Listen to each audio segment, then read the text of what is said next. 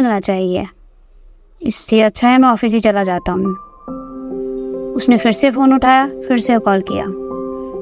Sir वो मैं सोच रहा था कि घर पर भी क्या ही करूँगा, तो मैं ऑफिस आ जाता हूँ मैं।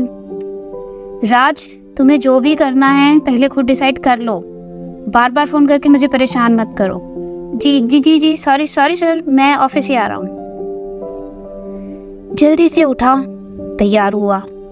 तैयार होते होते अचानक से उसकी नज़र कुर्सी पे रखे उस बैग पे पड़ी जो सब्जियों से भरा पड़ा था और जो कल रीत सब्जी मंडी में भूल गई थी। ओहो, उसकी तो सारी सब्जियां मेरे पास हैं। फिर खुद को तसल्ली देते हुए और सही साबित करते हुए राज खुद से ही बड़बड़ाने लगा। चलो कोई बात नहीं है, फिर क्या है, मैं ऑफिस जाता हूँ, ऑफिस जाते जाते रास्ते में उसको उसकी सब्जियां देता जाऊंगा और इंसानियत के नाते ये तो कर ही सकता हूँ। राज ने फटाफट हरी रंग की अपनी शर्ट निकाली अलमीरा से। उसे पता था हरा रंग रीत का फेवरेट है। फटाफट निकाल के तैयार हुआ। खूब अच्छे से उसने अपने आप को शीशे में निहारा। बीच बीच में खुद को ही सांत्वना भी दे रहा था कि मैं कौन सा रीत से मिलने जा रहा हूँ, बट उसे पता था कि वो कभी शीशा नहीं देखता। आज देख रहा है तो किसके लिए देख रहा है।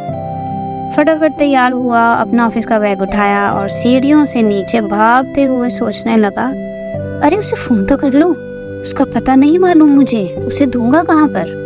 हिम्मत करके उसने कॉल किया। बेल गई। रीत ने कॉल उठाया। हेलो। राज खामोशी से उसकी आवाज़ सुन रहा था, मानो समय वही ठहर गया।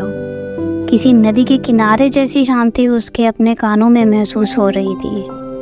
हेलो, रीत बोल रही हूँ। हेलो, हाँ रीत, मैं राज। वो कल तुम्हारा वेजिटेबल बैग सब्जी मंडी में रह गया था, तुम शायद जल्दी में भूल गई थी, तो मैं सोच रहा था ऑफिस निकल रहा हूँ, तुम्हें जाते जाते दे देता हूँ। खराब हो जाएगी ना सब्जियाँ, तो कहाँ लोगी तुम, बता दो, मैं दे देता हूँ। फिर मुझे ऑफिस जाना है, मुझे बहुत काम है, आज समय नहीं है मेरे पास, मुझे बहुत जल्दी निकलना है। सब कुछ एक ही सांस में वो बोल दिया, मानो उसे इतनी जल्दी हो जैसे सच में ही उसकी कोई ट्रेन छूट रही थी। हाँ राज, तुम्हें वो टेक्सटाइल मिल पता है ना, अगले मोड़ पे, बस तुम वहाँ पर आके मुझे कॉल कर देना, मैं ले लूँगी तुमसे। ठीक है। राज मन में सोचने लगा और खुद से बातें करने लगा। अगर वो चाहती घर बुलाना मुझे तो घर पर बुला सकती थी ना, ये टेक्सटाइल मिल के पास लेने का क्या मतलब बनता है।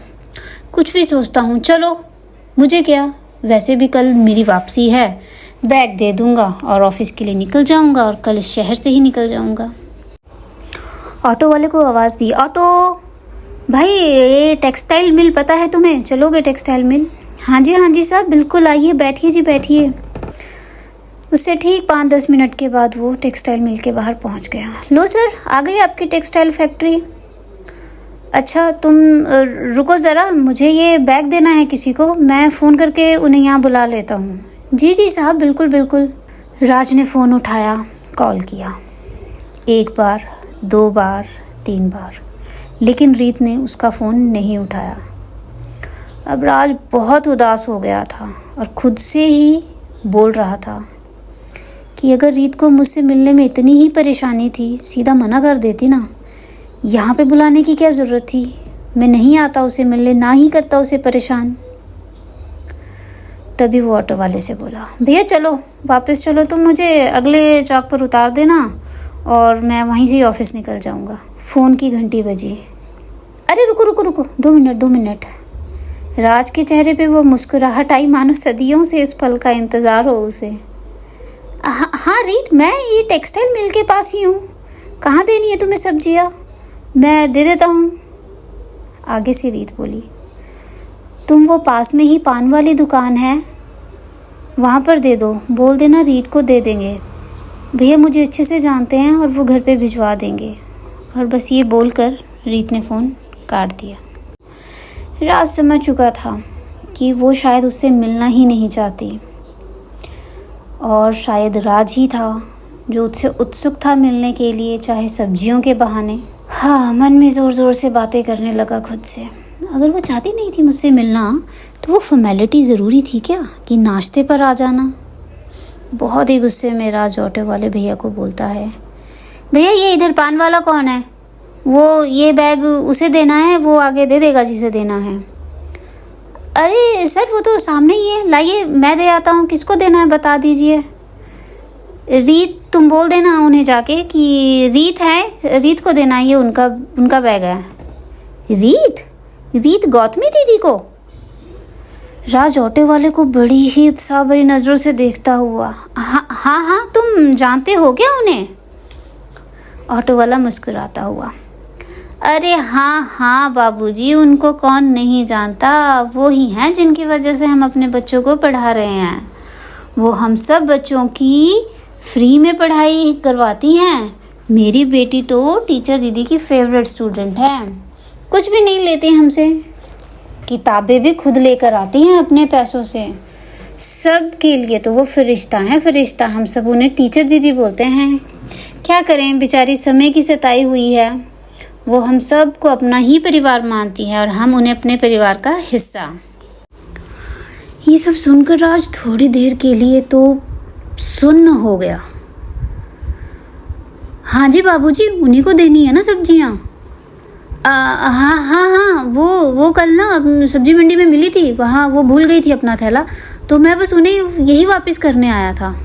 अपनी सफाई देते हुए राज ऑटो वाले से बोला, अरे कोई बात नहीं साहब जी, दे दूंगा। टीचर दीदी को रोज़ शाम को मिलता हूँ, अपनी बेटी को छोड़ने जाता हूँ ना उनके पास पढ़ने के लिए, तो मैं दे दूंगा, कोई बात नहीं। वैसे मेरी बेटी उनकी फेवरेट स्टूडेंट है, वो सबको ही ये बोलती है कि ये तो मेरी बेटी है। राज ने पूछा, क्या नाम है तुम्हारी बेटी का? मेरी बेटी का नाम गुनगुन है साहब जी, 5 साल की बेटी है मेरी। टीचर दीदी की सबसे प्यारी स्टूडेंट है वो। क्या गुनगुन? राज बहुत ही हैरानी से बोला। राज निशब्द हो चुका था। चलो साहब जी, आपको अगले चौक पर उतार देता हूँ मैं, और आप ऑफिस जाइए। राज को कुछ भी समझ नहीं आ रहा था। फिर से उसके अंदर सवालों की सुनामी आ गई थी कि अगर उसका पति यूएसए में है तो उसे ये सब करने की क्या ज़रूरत है? उसे तो ऐश करनी चाहिए, अच्छी जगह में रहना चाहिए। कुछ तो था जो राज की आंखों में और दिल में रड़क रहा था। और उससे बड़ा सवाल, इसने झूठ क्यों कहा कि गुनगुन उसकी बेटी है? ये सब सोच कर राज तो मानो पागल ही हो गया था, और सवालों के जवाब जानने की उसकी बेताबी और तलब उसके अंदर इतनी बढ़ चुकी थी कि उसे उसके आगे और कुछ नहीं सूझ रहा था।